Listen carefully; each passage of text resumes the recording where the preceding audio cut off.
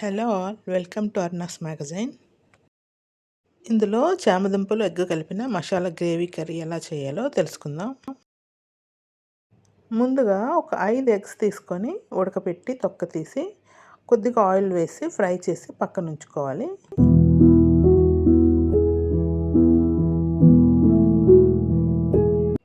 అలాగే ఒక పావు కేజీ చామదుంపలు ఉడకపెట్టుకొని పైన పొట్టు తీసి చిన్న చిన్న ముక్కలుగా తరుక్కొని పక్కన ఉంచుకోవాలి.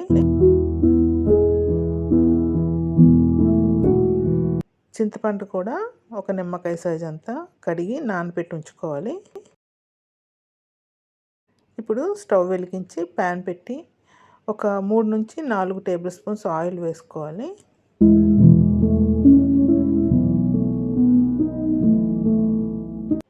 అలాగే మినపప్పు, జీలకర్ర, ఆవాలు కలిపిన మిక్స్ ఒక టీ స్పూన్ వేసుకోవాలి. ఒక అర టీ స్పూన్ మెంతులు కూడా వేసుకొని వేపుకోవాలి. ఇందులో 2 ఉల్లిపాయలు సన్నగా తరిగి ఇందులో వేసుకోవాలి. ఇవి కొంచెం వేగిన తర్వాత పచ్చిమిరపకాయలు ఒక 2 వేసుకోవాలి.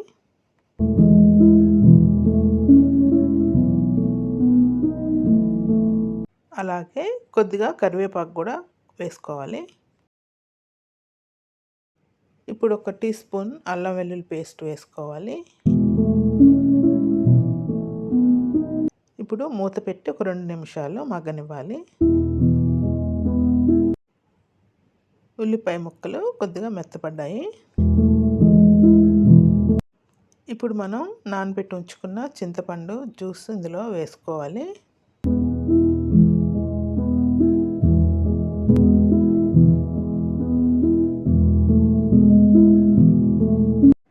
చింతపండు జ్యూస్ వేసిన తర్వాత అలాగే ఒక గ్లాస్ వాటర్ కూడా కలుపుకోవాలి. ఇప్పుడు ఇందులో ఉప్పు ఒక టీ స్పూన్ వేసుకోవాలి. అలాగే కారం కూడా 2 టీ స్పూన్స్ వేసుకోవాలి. అలాగే జీలకర్ర పొడి ఒక అర టీ స్పూన్ వేసుకోవాలి. ధనియాల పొడి కూడా ఒక అర టీ స్పూన్ వేసుకోవాలి.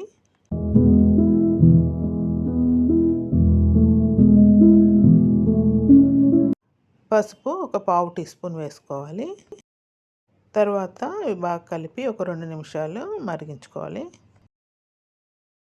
ఇప్పుడు గరం మసాలా పొడి ఒక అర టీ స్పూన్ వేసుకొని మూత పెట్టి ఉడికించుకోవాలి. ఇప్పుడు మూత తీసి చామదుంప ముక్కలు వేసి ఒక 5 నిమిషాలు ఉడికించుకోవాలి.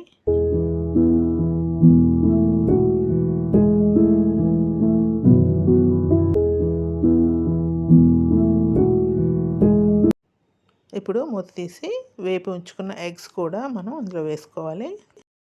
అలాగే ఒక చిన్న బెల్లం ముక్క కూడా వేసుకోవాలి.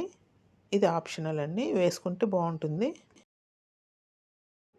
ఇప్పుడు గ్రేవీ దగ్గర పడి ఆయిల్ బయటకు వచ్చే వరకు ఉడికించుకోవాలి.